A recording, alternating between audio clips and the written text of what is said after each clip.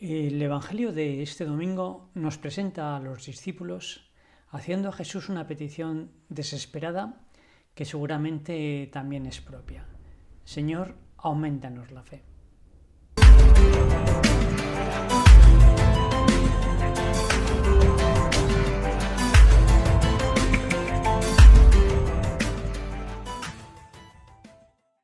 Jesús no tiene un conocimiento de las cosas de Dios de segunda mano.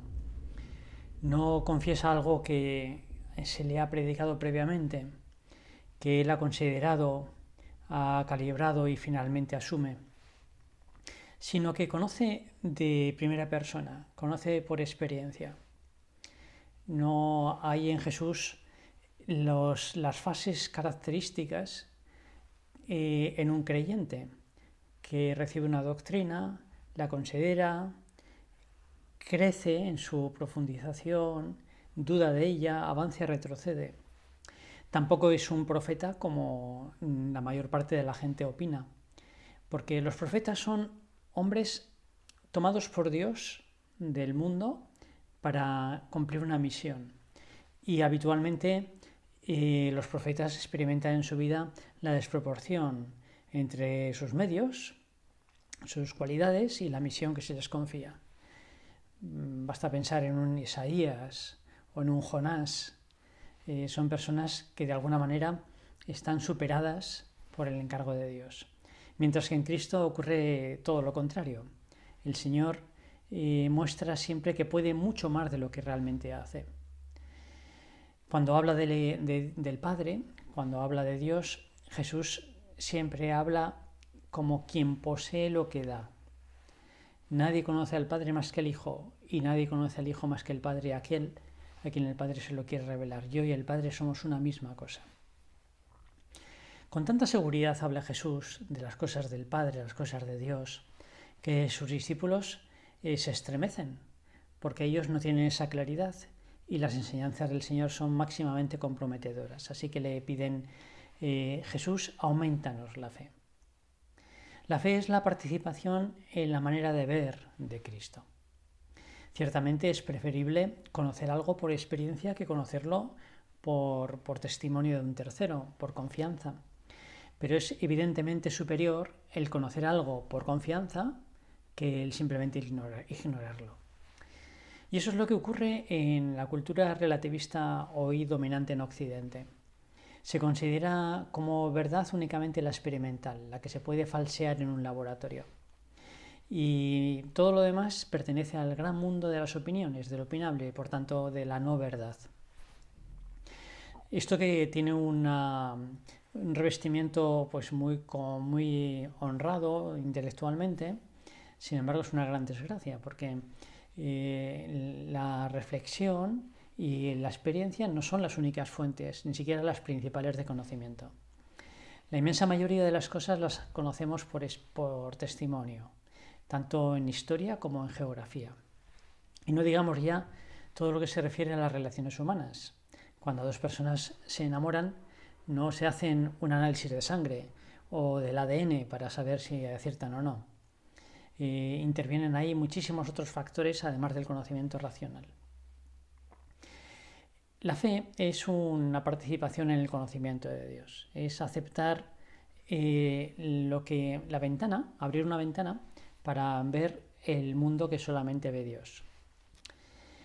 No es un conocimiento de las cosas sensibles que mejore la existencia, sino que va en la línea del sentido y del calor para convertir en amor. La ciencia contemporánea y en general los conocimientos científicos y el conocimiento de la fe tienen métodos distintos. La ciencia experimental tiene que hacer afirmaciones que efectivamente se puedan falsear experimentalmente. Pero cuando afirma que no existe más que eso, que lo que ella puede demostrar, entonces ya está extralimitando su método. Ya está pasando de ciencia para convertirse en filosofía o incluso en religión. Y al revés, la religión y el conocimiento de la fe tampoco pretende hacer ciencia. Y por tanto, si cada uno respeta su método, es imposible que entren en colisión. Mientras que el conocimiento de la fe nos da una sabiduría, un conocimiento profundo de la realidad, la ciencia experimental nos da un conocimiento superficial o material de la realidad. Para que la fe sea razonable, no basta con que venga de una tercera persona cualquiera. Hay una diferencia sustancial entre la fe y la credulidad. Un credulón es aquel que se cree cualquier cosa. Su madre que se levanta por la mañana de la cama y le dice: hijo mío, esta noche he soñado que Einstein y su teoría de la relatividad están equivocados. Por mucho que queramos a nuestra madre, haremos bien en desconfiar de aquello, porque ella no sabe, si es que no sabe, de física. Pero en cambio hay confianzas que son razonables. Cuando llegamos a un edificio, a nuestra casa, y cogemos el ascensor y pulsamos el 8, el piso octavo, hacemos bien en confiar que nos llevará al piso octavo. ¿Por qué? Por 3 razones fundamentalmente. En primer lugar, porque detrás hay alguien que no confía sino que sabe, que es el ingeniero, quien ha diseñado aquello, hay una empresa responsable. En segundo lugar, porque en aquella casa viven muchos vecinos y lo utilizan constantemente, nos consta. Y en tercer lugar, porque nosotros mismos hemos cogido el ascensor otras veces y ha funcionado. Por todo eso es razonable confiar. Y en la fe en religiosa ocurre exactamente lo mismo. En el fondo hay alguien que sabe, no que cree que sabe, que es Jesucristo, que es el ingeniero, es el que nos lo ha revelado, es el responsable. Después tenemos tantas personas que nos han precedido y que han vivido de la fe y que son modelos de vida y de felicidad, que son los santos. Y finalmente nosotros mismos hemos hecho uso de la fe muchas veces antes y ha funcionado. Nos ha llenado la cabeza de sentido y el corazón de calor. Por tanto, es totalmente razonable creer. Es un acto de confianza, pero confianza razonable. Ahora, no es un conocimiento experimental, por tanto también es lógico y natural el dudar. La duda pertenece al conocimiento por confianza, sobre todo cuando es tan comprometedor, cuando nos vive la vida. Ahora, la duda no es patrimonio del que cree, es patrimonio todavía mayor del que no cree. Quien afirma que no existe un Dios o que todo es fruto de la evolución, pura materia evolucionada, que vivimos en un flujo evolutivo, o que el pensamiento es un puro epifenómeno del cerebro, es pura química, realmente antes o después, en una conversación entre amigos, en la contemplación de un paisaje, en una experiencia límite, como puede ser la del amor o de la muerte, dudará. ¿Esto realmente es así? Boyer Tresaco, que es un economista reconvertido al mercado del arte, en uno de sus libros sugiere lo siguiente: permíteme que te proponga una experiencia muy sencilla. Entra en tu habitación y cuando estés a solas, pellízcate la mano o el brazo despacio mientras piensas: ¿realmente creo que soy solo pellejo y huesos? Y realmente no lo creemos. Pero no solamente afecta la duda al materialista, sino que también a la persona con fe le puede sobrevenir la duda porque se apoya en la confianza. Y podemos sentir vértigo. Decía Lewis que si yo utilizo una cuerda para atar una caja que tengo en mi casa, no me plantea mayores problemas, pero si tengo que colgar en el vacío de esa cuerda, ya la miro con otros ojos. Y es posible que a veces colgar en el vacío de la fe nos pueda dar un poco de vértigo, nos pueda suscitar la duda. Sin embargo, haremos bien en esos casos de duda en acudir así como un primer remedio, un primer recurso provisional, acudir a esa tradición, a pensar en todos los santos que nos han precedido. Algunos pues allá se esconden detrás de del muro, de la noche de los tiempos, pero otros son muy recientes y que son ejemplos de vida y de felicidad.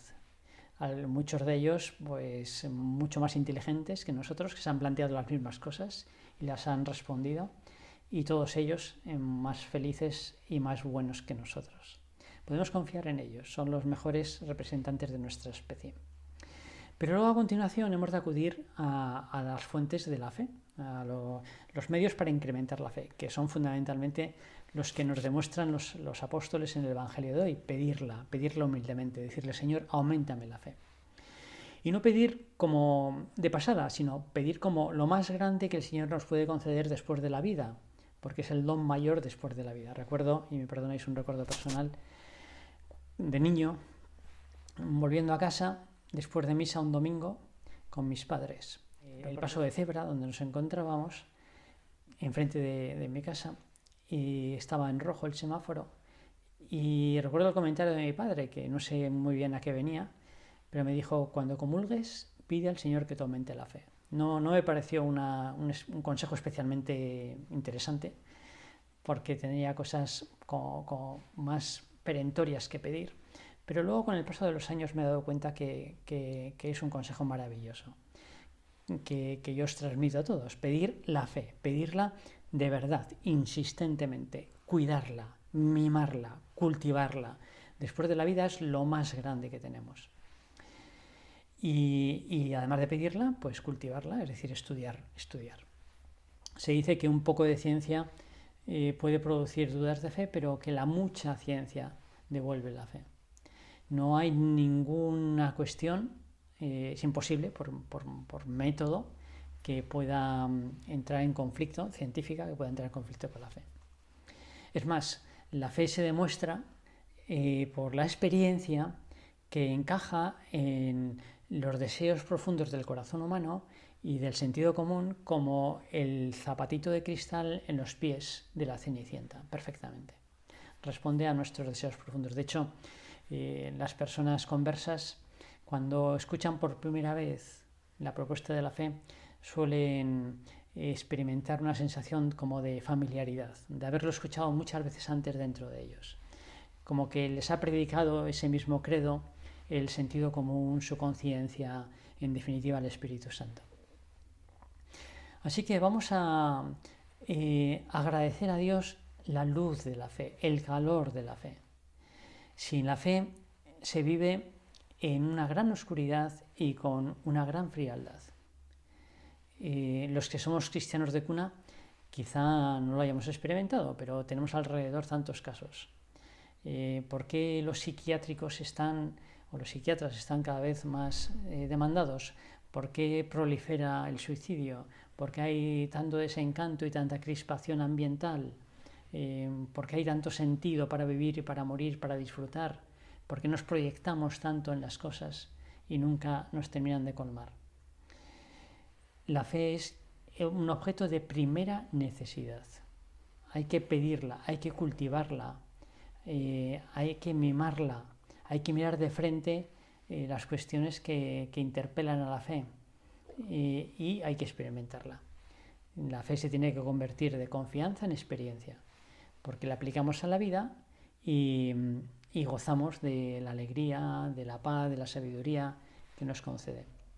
Así que este domingo el Evangelio nos invita a pedir este gran regalo de la fe, a cuidarlo, a mimarlo, a desearlo para los demás, para un mundo que se parece a esas moscas que en verano golpean las ventanas intentando salir al exterior y no lo consiguen. Y así pues nuestro mundo se afana por ser feliz y nunca lo termina de conseguir. Ve que detrás tiene que haber algo más, pero tiene ese cristal del relativismo, del materialismo, que le impide salir al exterior, al mundo, a la realidad. Bien, vamos a pedir, por tanto, a valorar la fe, a pedirla para el mundo, a cultivarla, a leer, a estudiar, a dedicarle tiempo, a disfrutar de ella, a poder decir finalmente, como André Frossard, que tuvo una experiencia totalmente irrepetible y escribió luego un libro contándola, y aunque nosotros no vamos a tener algo semejante, pero sí podemos hacer propio el título de ese libro que dice: Dios existe, yo me lo encontré.